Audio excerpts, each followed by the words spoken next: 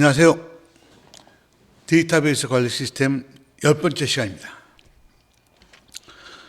요 전 시간에 요 보이시는 거 화면 보이시죠? 자, 보시면서 하세요. 우리가 이제 데이터베이스 매니지먼트 시스템을 쓰는데 속성들이 많고 데이터가 많고 건수가 적을 때 그럴 때 주로 쓰는 것이 이제 RDBMS.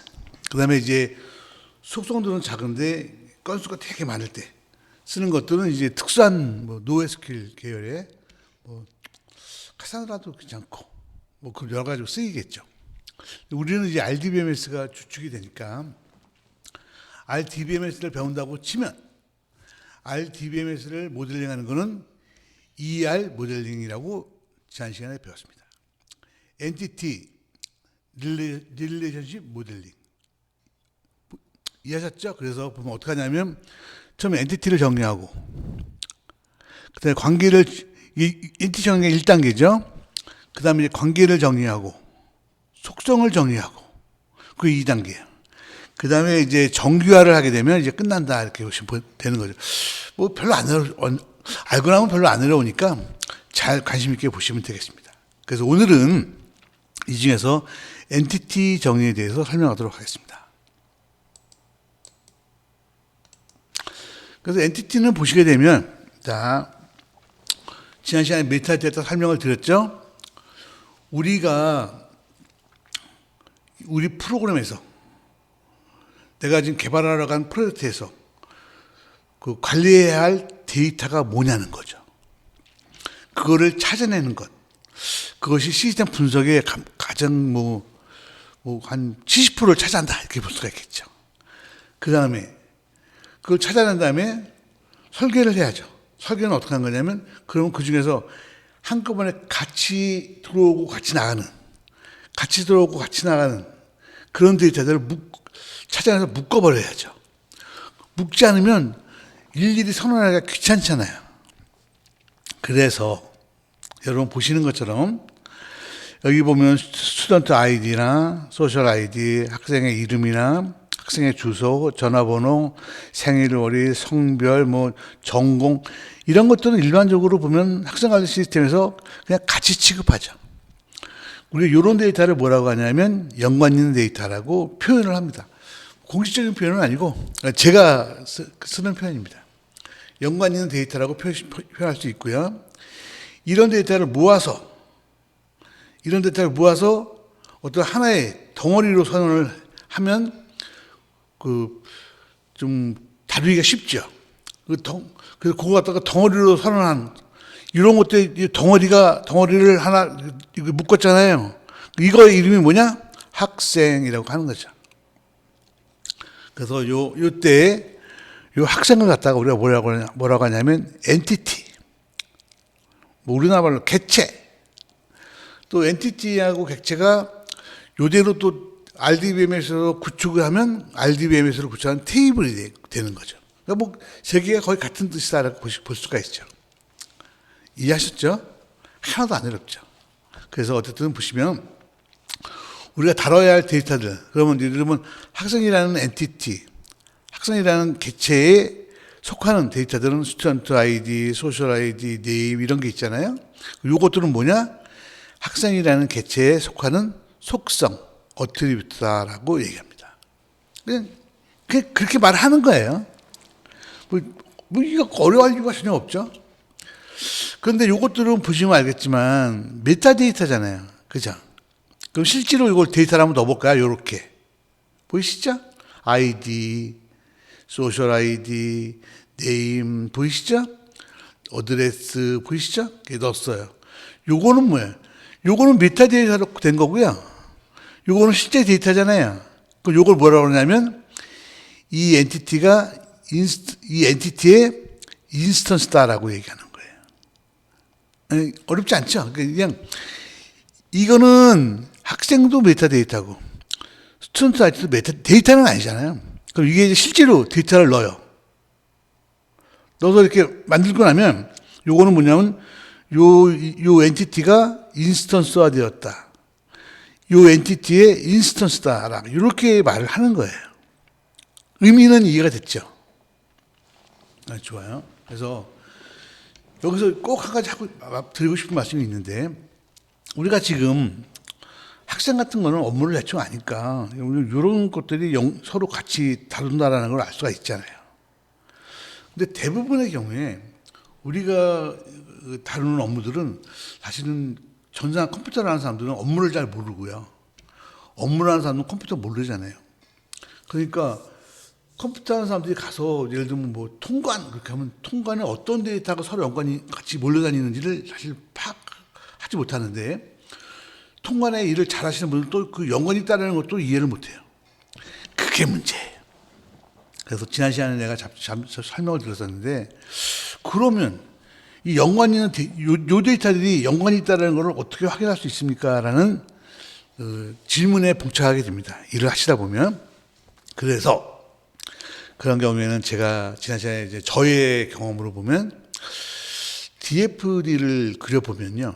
DFD를 그리게 되면 어차피 DFD를 그리거든요. 프로그램에 이제 우리 프로그램 데이터가 어떻게 흘러가는지가 쭉 보이는 그걸 정하는 거니까 DFD를 그리다 보면 DD를 만들게 돼요. 그럼 DD에는 이제 여러 데이터를 묶어서 하나로 이렇게 선언하는 DD를 만들게 되는데, 그 DD가 이 엔티티를 구성하는 한 어떤 출발점? 그렇게 될 거다라고 보시면 되죠. 그러면 DFD는 어떻게 그리고 DD는 뭐예요? 이거 잘 모르시면 요거 말고 말씀드린 제 다른 동영상이 있으니까 한번 찾아보시면 바로 볼 수 있고요. 그 설명을 확인할 수 있습니다. 이해하셨죠? 좋아요. 그리고 그럼 이거 만들었는데 이거를 요 객체를 이 엔티티를 뭔가 좀 식별을 해야 될 거 아니에요. 그 식별할 수 있는 어떤 유일한 속성, 그런 거 우리가 키라고 그러는데요. 키는 뭐 책에 보면 저도 처음 배울 때 어려웠었는데 프라이머리 키, 캔디데이트 키, 얼터너티브 키, 이게 되게 종류가 많아요. 하나도 중요한 게 아니고요. 그냥 예를 들면 스튜던트 아이디도 키가 될 수 있고 소셜 아이디도 키가 될 수 있잖아요. 그죠? 그래서 내가 그냥 이 스튜던트 아이디를 이걸 키로 하겠다. 그러면 이게 프라이머리 키가 되는 거예요. 그러면 프라이머리 키가 못된 거 있잖아. 소셜 아이디. 억울하잖아요. 얘는 얼터너티브 키가 되는 거예요. 그리고 또 뭐 있죠. 뭐 예를 들면 뭐 전화번호도 식별할 수 있는데 얘는 프라이머리도 안 되고 얼터너티브도 안 됐잖아요. 그럼 얘는 뭐예요? 캔디데이트 키 뭐. 그냥 제가 잘못 설명했네요. 그 프라이머리 키. 그다음에 그 프라이머리 키를 얼터너티브 키. 그다음에 여기 보면 여기 폰 전화번호 같은 것도 될 수 있었는데 안 됐잖아요. 그건 이제 캔디데이트 키 이렇게 보시면 되죠. 그러니까 유일하게 식별할 수 있는 것 중에서 내가 프라이머리 키로 하다 선정한 게 프라이머리 키. 프라이머리 키가 못된 놈, 억울하다. 그 놈을 얼터너티브 키.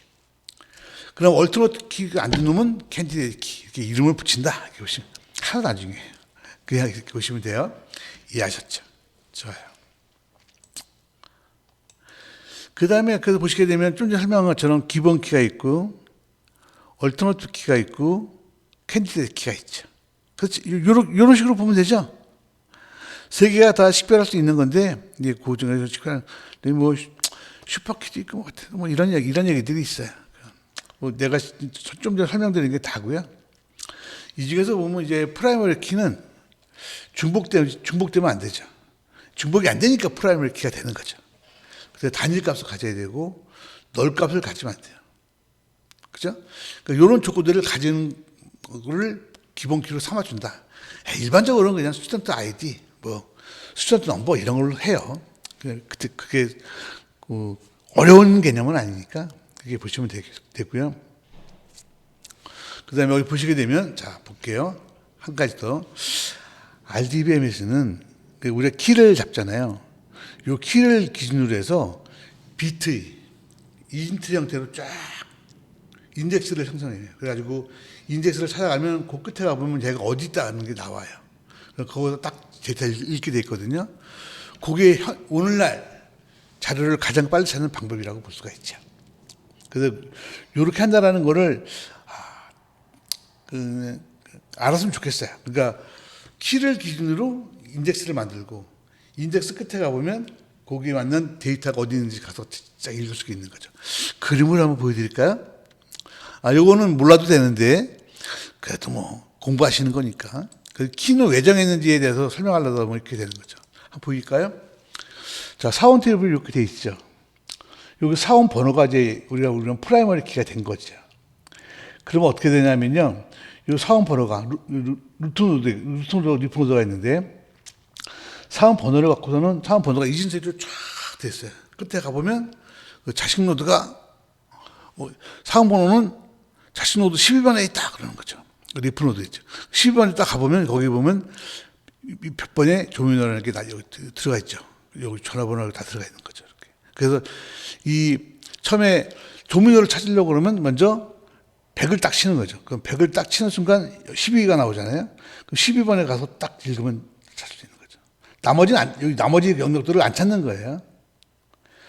그렇게 찾는 게 이제 그 RDBMS가 찾아가는 방식이고요. 사실은 좀 더 복잡한데 요즘 엔지니어들은 그렇게까지 깊이 알 필요는 없을 것 같아요. 그러니까 여기서 보시게 되면 요 사원 번호가 많아지면 많아지면서 이걸 이진트리로 쫙 해서 그 리프로드에 가게 되면 거기서 보면 번호가 있고 요 번호에 그 페이지 번호에 가게 되면 거기서 읽을 수가 있다. 이렇게 보시면 될 것 같고요. 그래서 키가 이거를 여러분께 보여드리는 이유는 뭐냐면 프라이머리 키가 중요하다는 거예요. 프라이머리 키를 기준으로 쫙 인트리를 구성하고 거기서 딱 읽어나가기 때문에 프라이머리 키를 잘 정해야 속도가 빨라진다는 걸 여러분이 이해하실 필요가 있어요. 그래서 설명을 드리는 거고요. 그래서 일반적으로는 그 일련 번호 같은 거를 주기도 하고 그러는데 그거는 나중에 여러분 이제 실무를 하시다 보면 그렇게 하실 텐데 오늘은 이제 처음 배우시는 거니까 그 엔티티에서 어느 하나를 갖다가 프라이머리 키를 준다 이거예요. 왜 주냐라고 물어봤을 때 그걸 설명할 수 있어야 돼요. 왜 주냐면요. 프라이머리 키를 갖고서는 이진트리를 만들어서 쫙 예를 들면 내가 이제 100번 내가 만약에 120 그러면 딱 위에 루트에서 120이면 오른쪽 여기서 왼쪽 오른쪽 이렇게 한번 딱 찾아가거든요. 그리고 끝에서 그럼 어느 노드 그러면 12번 노드 그러면 12번 노드 읽는 거예요. 그렇게 되는 거니까 이게 보면 우리 자료구조 같은 걸 여러분이 공부해 보시면 아는데 가장 빠른 거고요. 그래서 이 프라이머리 키를 잘 주는 게 중요하다는 거예요. 왜 중요하냐? 성능에 아주 지대한 영향을 합니다. 그래서 이건 프라이머리 키는 중복되면 안 돼요. 널이 있어도 안 돼요. 그럼 제가 이제 시험에 보통 내거든요. 왜 프라이머리 키는 중복되면 안 되고 널이 있으면 안 되냐? 설명하라. 이렇게 나오는 거예요. 이유가 뭐죠? 이거예요. 이거 갖고 이진트리를 만들기 때문에 그래요. 그게 있으면 이진트리를 만들 때 안 되거든요. 이해가 되셨죠? 그래서 그걸 설명하려고 이걸 설명을 드리는 거예요. 여기까지 해서 자 오늘은 뭘 설명드렸냐면 ER 모델링을 하기 첫 번째 엔티티 우리나라 말하는 개체는 뭐냐? 연관성 있는 단어들이 그 속성들의 모임이다. 연관성이 있다는 걸 어떻게 할 수 있느냐? 그건 DFD를 그리면서 DD를 통해서 같이 처리되는 그런 것들을 연관성이 있다고 본다. 또는 이미 기존에 쓰고 있는 프로그램들을 보면 거기에 묶어놨을 거예요. 그거 갖고서 일단 기초로 삼아도 돼요. 이해하셨죠? 그래서 만들고 나면 거기다가 이제 프라이머리 키를 잡게 되는데 프라이머리 키는 널이 있으면 안 되고 중복되는 값이 있으면 안 된다 이거예요. 그러면 물어보는 거죠. 왜? 이해하셨죠? 이 화면에 있어요. 이런 이유 때문에 그래요. 이진트를 만들기 때문에 그게 있으면 안 되니까 그것 때문에 그게 있으면 안 된다. 그걸 설명을 한 거죠. 그리고 그걸 찾아가서 끝에 가서 읽으니까 속도도 무지하게 빨라진다. 이해하셨죠? 좋아요. 요 정도 하시면 그 엔티티를 만드는 거는 큰 문제 없으실 거고 요즘은 프로그램을 생판 처음 개발하는 경우가 거의 없기 때문에요. 들어가시면 일반적으로 그 전에 쓰던 프로그램이 있어요. 그러니까 그걸 갖고 가셔서 하셔도 되고 생판 처음 하시는 경우라면 제가 봤을 때는 DFD 같은 거 그릴 때 그 DD를 잘 만드셔가지고 그 엔티티를 만들 때 참고하셔도 되고 그런 방법을 쓰시면 될 것 같습니다. 오늘은 여기까지만 하고요. 여기 뒤에 보시면 여기서부터는 관계에 대한 거니까 관계에 대한 건 다음 시간에 하도록 하겠습니다. 네, 수고하셨습니다.